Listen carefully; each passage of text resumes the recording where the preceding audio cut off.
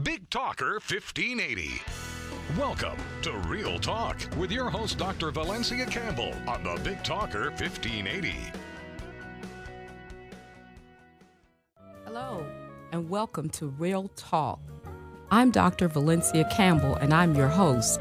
Real Talk is a weekly radio show designed to address some of the most challenging issues confronting our community and youth, including substance abuse and treatment, finding mentors, the real story about getting into law school or medical school, and personal experiences with trying to get a criminal pardon, and so forth. Today's topic is closing the drugs and crime to prison pipeline. The Honorable Judge Arthur Burnett is my guest. Senior Judge Arthur Burnett is the National Executive Director of the National African American Drug Policy Coalition. He graduated from Howard University summa cum laude, where he majored in political science and minored in economics. He graduated from New York University School of Law in the top 10% of his class as a Founders Day Award recipient.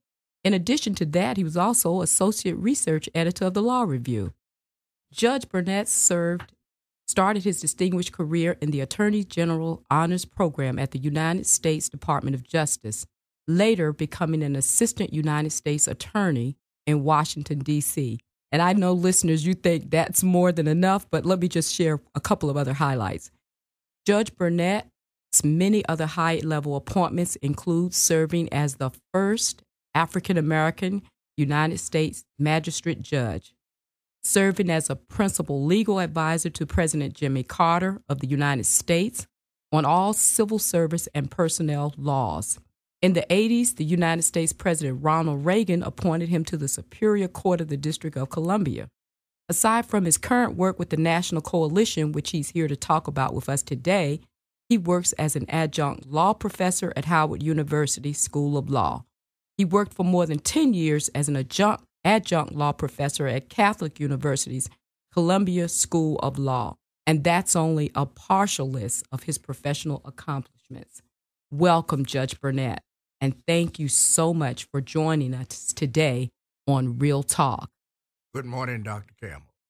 Judge Burnett, tell us what sparked your interest in starting the National African American Drug Policy Coalition. That is a very comprehensive question.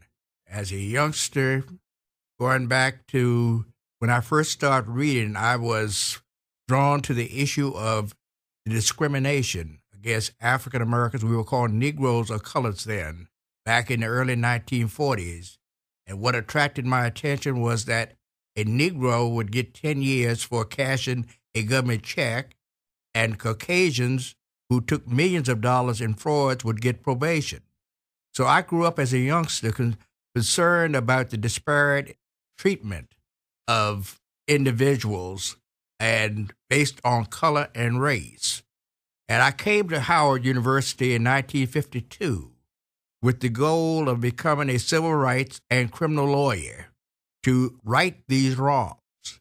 At Howard, when I started, I had not had geometry in high school, and my English wasn't absolutely up to standard, so I had to take remedial courses my first semester and only earn 11 hours of college credits. So I had to overcome that. And then I took 23 hours with the approval of the dean and ended up making straight A's, 4-point student, number one, and that led to my actual involvement in the civil rights movement. I became Howard's representative on the Adam Clayton Powell television program to protest segregation in America, to urge that people should be judged on the quality of their performance and not on the color of their skin or their race. Then, when Brown versus Board of Education came down in May of 1954, I was only a sophomore in college, but when I started my junior year, James Nabrid, who had been chief counsel in Sharp v. Boland, introduced me to Thurgood Marshall and asked me to become a plaintiff in the Prince Edward Farmville school cases to combat Virginia's massive resistance to integration. I did under the threat of even being kidnapped and possibly facing death from the Ku Klux Klan in 1954. That's pretty much started my commitment to the civil rights issues. That case was settled, and my case never broke in the public. In 1955, I went to NYU Law School, then came back and ended up being special assistant to Robert Kennedy in the early 1960s. Judge Burnett, tell us, how were you able to deal with this whole idea of the threats to your life and still stay interested in doing what you were doing? Because so many people wanted to be involved, and because of the kinds of threats and so forth, decided not to be visible as a spokesman. What gave you that kind of encouragement or stamina to be able to do that? My mother and father were very religious persons, and when I told them in November of 54 that I had agreed to become the lead plaintiff in the Virginia case, my mother prayed the 23rd Psalm, "Yea, do you walk through the valley of shadow of death, you should fear no evil, for the Lord shall be with you." And my father said, "We knew God gave you a talent to be smart, to be an intelligent kid. It just well be you as any other Negro kid. Boy, you listen to what Thurgood and James Neighbor tell you." At that point, I was prepared to die for the cause of desegregation. I was committed as a matter of principle to do what must be done. And I moved forward from that point. I slept quietly and not anxiously, and I said, I will face whatever comes. And so that provided the bedrock of my commitment for dealing with disparate treatment and unlawful discrimination.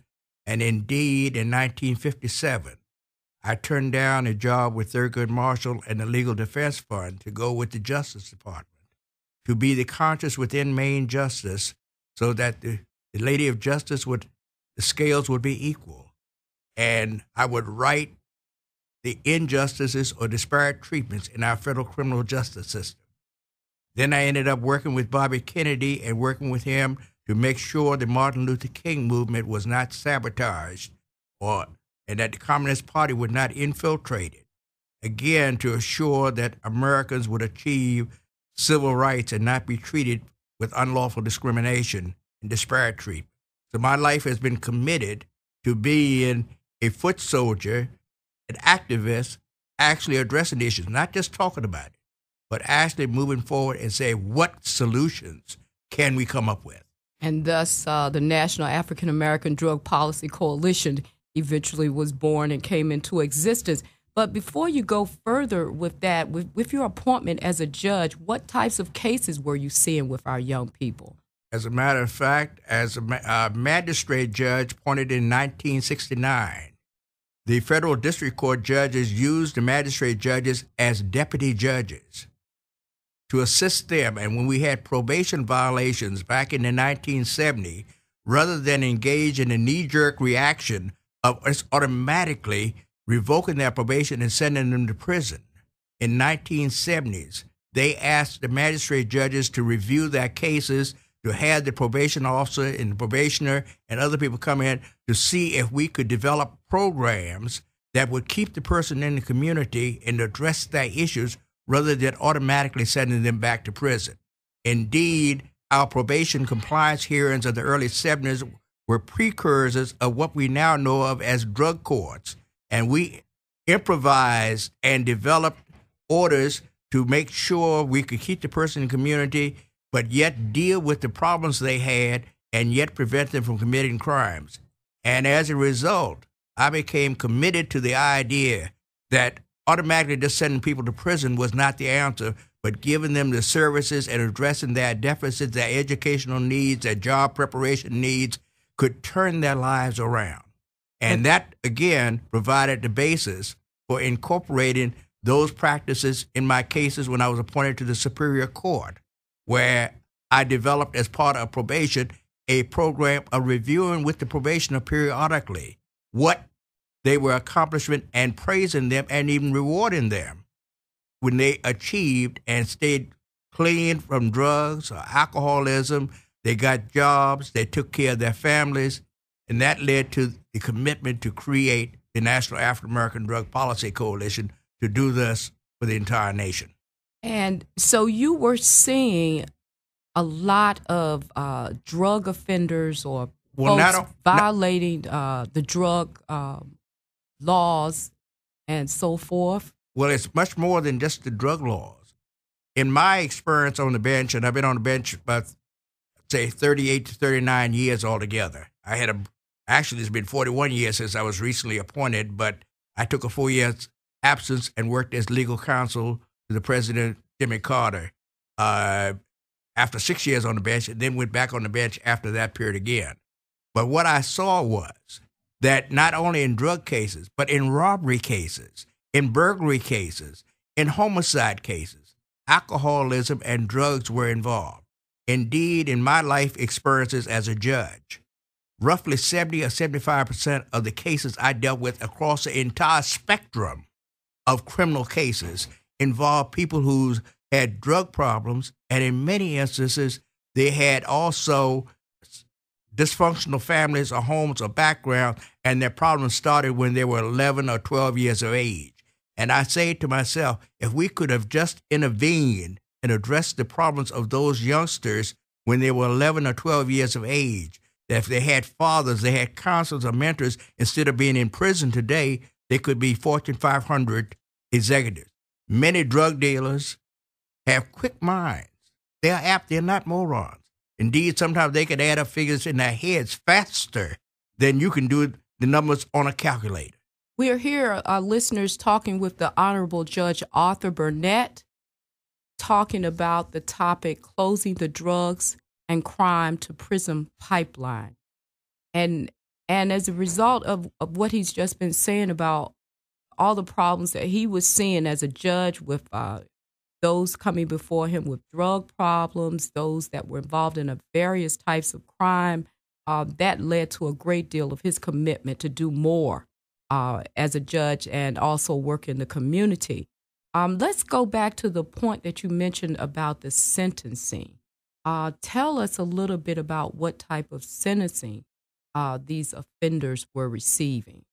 In many instances, because of politics and legislators wishing to get elected and being tough on crime, they actually adopted mandatory sentencing laws where the judge's hands were tied, and as a result, if a person is convicted of a particular crime, the judge has no choice but to give the person a mandatory minimum of 10 years or 20 years in prison, even though there may be mitigating circumstances. One of the unusual things I saw was that many instances, black defendants are coerced or forced into gangs just to live in their community and are unwilling participants in crime just to survive, to keep from being beaten up, assaulted, or robbed themselves. So one of the things that the press has not adequately dealt with is that poverty in our communities in urban America frequently force youngsters to be in gangs or join gangs to keep from getting a bloody nose going to school every day. And protecting youngsters, especially black males, who are in the 4th or 5th grade, who are A or B students, from being jumped and beaten up and coerced is one of the major challenges we have to interrupting the pipeline to prison of our most talented black males in this country.